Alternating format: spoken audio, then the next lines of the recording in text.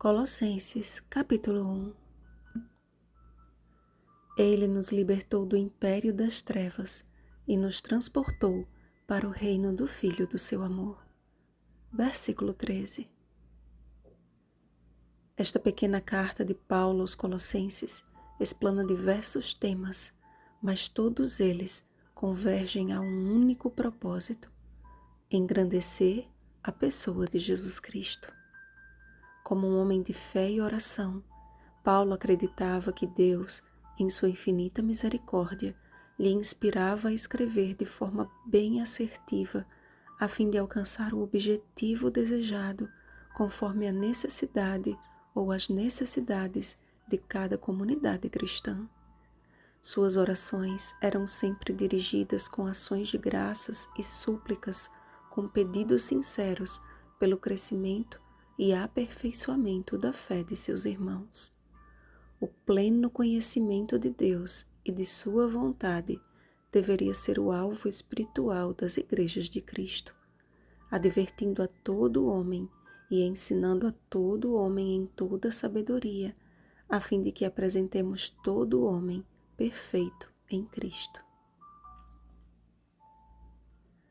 Mesmo não conhecendo pessoalmente a igreja de Colossos, Paulo descreveu a sua fé em Cristo por intermédio do relato de Epáfras, fiel ministro de Cristo. As boas novas de salvação, através da palavra da verdade do Evangelho, estavam produzindo fruto e crescendo. Mas a oração de Paulo e sua abordagem revelam a maior necessidade daquela igreja: o pleno conhecimento de Deus, por meio da vida e da obra de Cristo. Paulo exaltou a pessoa de Jesus e o apresentou como Rei dos Reis, Redentor, imagem do Deus invisível, Criador, eterno, cabeça da igreja, princípio, primogênito de entre os mortos, plenitude de Deus, ou seja, Jesus Cristo é Deus. Esta verdade precisava ser reavivada e confirmada no coração dos colossenses dia após dia. Os sofrimentos de Paulo por esta igreja eram causados pelos falsos ensinos que a estavam contaminando, justamente pela ausência de um relacionamento sólido e constante com Cristo. Jesus mesmo disse quando orou por nós: "E a vida eterna é esta, que te conheçam a ti, o único Deus verdadeiro, e a Jesus Cristo, a quem enviaste." João capítulo 17, versículo 3.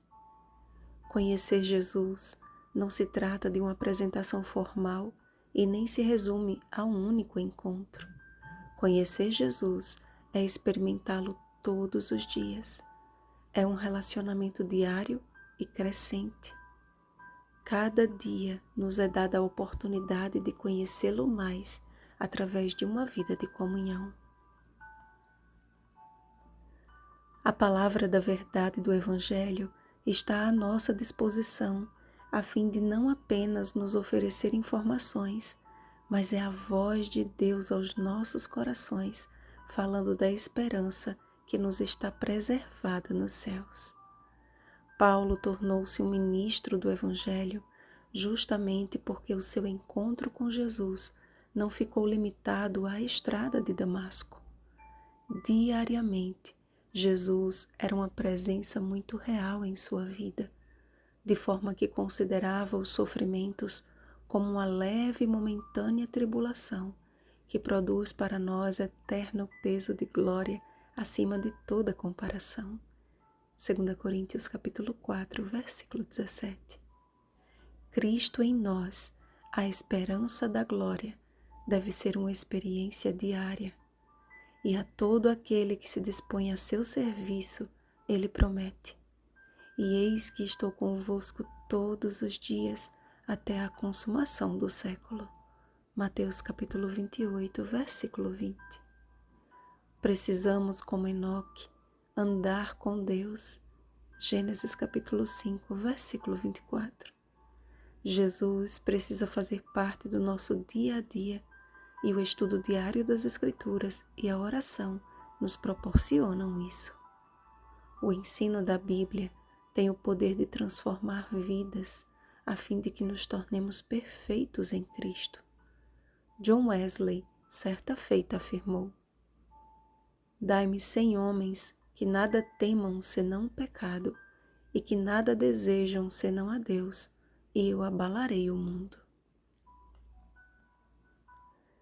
Essa é uma verdade que faz todo o sentido quando lembramos do apóstolo Paulo e dos poucos cristãos primitivos que, debaixo de duras cargas, pregaram o Evangelho a toda criatura debaixo do céu. Ou seja, o mundo antigo foi abalado pelas verdades das Escrituras. Chegada é a hora desta geração ser abalada com o pleno conhecimento de Deus, através dos verdadeiros adoradores do Deus vivo. Homens e mulheres que, cheios do Espírito Santo, revelarão por preceito e por exemplo que, à semelhança de Enoque, andam com Deus, que, guiados pelas preciosas verdades do Evangelho de Cristo, manterão firmes seus princípios. Um conhecimento superficial da Bíblia não é apenas saber pouco, mas também é saber muito e não vivê-la. Ellen White escreveu: sem a iluminação do Espírito, os homens não estarão aptos para distinguir a verdade do erro e serão presa das tentações sutis de Satanás. Parábolas de Jesus, página 408.